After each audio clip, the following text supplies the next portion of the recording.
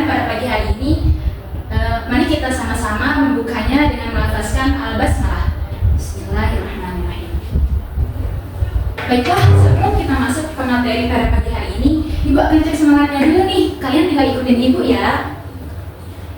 Tepuk 1, yes. Tepuk 2, oke. Tepuk 3, semangat. Tepuk 4, konsentrasi. Tepuk 5, siap belajar. Tepuk fokus, melihat, mendengar, mengingat, fokus.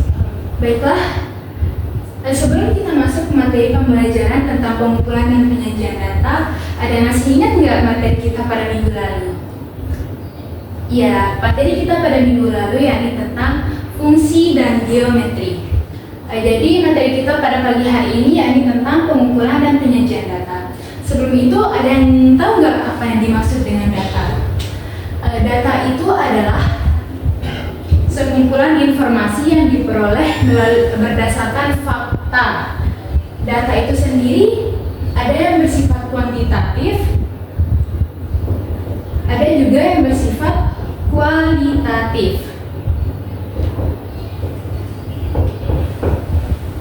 Data kuantitatif itu seperti apa sih? Apa sih yang dimaksud dengan data kuantitatif?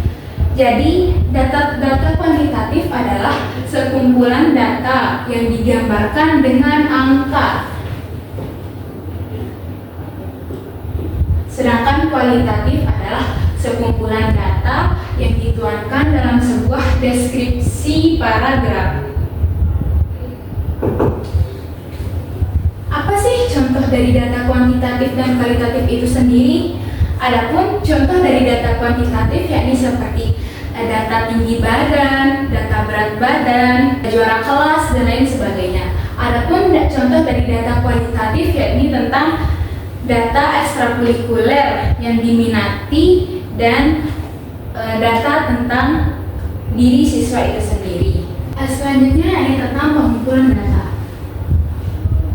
Apa sih yang dimaksud dengan pengumpulan data? Jadi pengumpulan data adalah suatu kegiatan yang dilakukan untuk memperoleh suatu informasi di lapangan tentang suatu fakta, yang mana nanti data tersebut akan menjawab masalah-masalah dalam suatu penelitian. Sebagai contoh dari pengumpulan data yakni misalnya, pernah nggak kamu pergi ke tukang penjahit baju? Nanti di tukang penjahit baju kalian akan diukur bagian-bagian dari badan kalian seperti tinggi badan kalian, panjang lengan, dan lain sebagainya. Setelah mengukur bagian dari badan kalian tersebut, seorang penjahit tersebut akan mencatat data yang dia peroleh pada suatu lembar catatan, yang mana bisa disebut penjahit itu adalah telah melakukan suatu kegiatan pengumpulan data. Terdapat beberapa metode dalam pengumpulan data, yakni pertama seperti metode pencatatan langsung, kemudian yang kedua yakni metode angket atau kuesioner. Metode pencatatan langsung adalah suatu pengumpulan data yang dilakukan dengan cara proses wawancara. Sedangkan metode pengumpulan data dengan cara angket atau kuesioner adalah suatu pengumpulan data yang dilakukan dengan memberikan suatu lembar isian yang telah disiapkan kepada narasumber atau orang yang ingin kita data. Setelah kita membahas tentang pengumpulan data, sekarang kita akan membahas tentang penyajian data.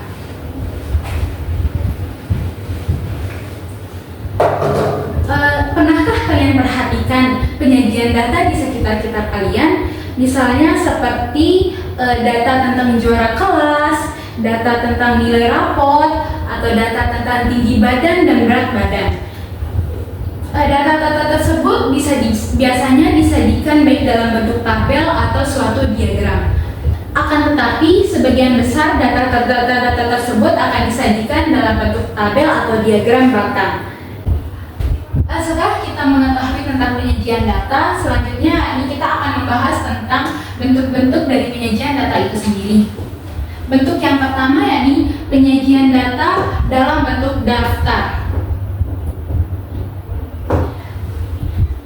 Penyajian data dalam bentuk daftar ini seringkali kita temui dalam kegiatan sehari-hari atau kehidupan sehari-hari kita. Contoh dari penyajian data dalam bentuk daftar ini seperti misalnya ibu kalian akan pergi berbelanja ke pasar, maka kemudian ibu kalian akan membuat sebuah daftar tentang list belanjaan yang perlu dibeli pada saat itu. Misalnya seperti daftar belanjaan Ibu Ani. Di sini daftar yang ditulis adalah beras 2 kg, gula 5 kg, minyak 4 kg. Ini adalah contoh penyajian data dalam bentuk daftar. Tujuan dari penyajian data dalam bentuk daftar ini adalah agar Ibu Ani tidak lupa untuk membeli setiap kebutuhan yang diperlukannya. Selanjutnya yakni penyajian data dalam bentuk tabel.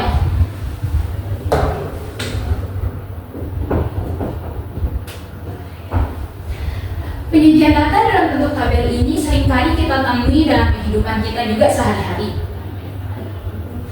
Penyajian data dalam bentuk tabel ini paling mudah untuk dibaca dan dibuat. Setelah kita membahas penyajian data dalam bentuk tabel, selanjutnya yakni penyajian data dalam bentuk diagram.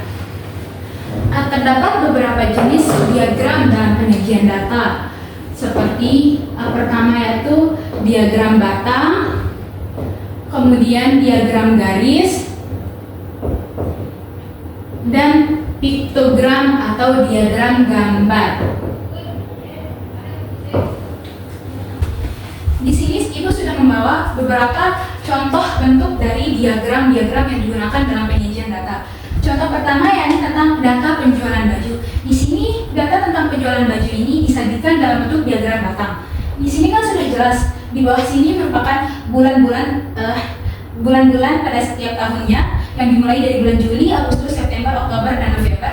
Kemudian di bagian sini merupakan banyak baju yang terjual. Adapun cara membaca dari diagram batang yaitu kita melihat frekuensi dari setiap bulannya. Ini bulan Juli kan? Nah, nanti kita lihat frekuensi di sebelah kanan yang ke atas itu, di sini kan jumlahnya itu 40, berarti penjualan baju pada bulan Juli yaitu sebanyak 40 baju pieces.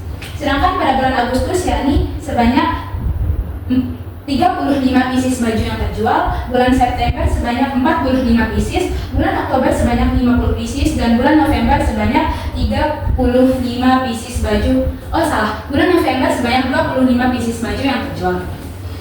Selanjutnya yakni Ibu akan membahas tentang diagram garis. Di sini Ibu sudah membawa satu buah data tentang berat badan seorang balita. Di sini balita tersebut dimulai dari umur 1 tahun sampai dengan 5 tahun. Balita tersebut pada umur 1 tahun memiliki berat badan 7,5 kg, pada umur 2 tahun ia memiliki berat badan 8,5 kg, pada umur 3 tahun dia memiliki berat badan 9,5 kg, dan pada umur 4 tahun balita tersebut memiliki berat badan 10,5 kg, dan selanjutnya pada umur 5 tahun balita tersebut memiliki berat badan 12,5 kg. Ini adalah contoh dari bentuk diagram garis ya. Selanjutnya Ibu akan membahas tentang diagram gambar atau biasanya disebut dengan piktogram. Ini contoh dari penyajian data dalam bentuk piktogram atau diagram gambar. Di sini satu gambar itu mewakili 12 orang. Jadi ekstrakurikuler yang diminati oleh siswa. Yang pertama ini di sini ada pramuka, karate, basket, sepak bola, dan bulu tangkis. Di ekstrakurikuler pertama itu pramuka, yakni banyak anggotanya, yaitu di sini ada 4 gambar, tapi satu gambar itu kan mewakili 12 orang, berarti 4 dikali 12 adalah 48. Jadi terdapat 48 anggota yang mengikuti ekstrakurikuler pramuka. Di sini yang kedua yakni karate. Di karate ini terdapat 2 gambar. Tetapi satu gambar itu kan mewakili 12 siswa atau mewakili 12 anggota yang mengikuti ekstrakurikuler tersebut. Jadi 2 ini kita kali dengan 12, kan totalnya itu jadi 24, dan begitu pun seterusnya. Baiklah, itu saja materi yang dapat saya sampaikan. Kurang dan lebihnya mohon dimaafkan. Sekian dari saya. Wassalamualaikum warahmatullahi wabarakatuh.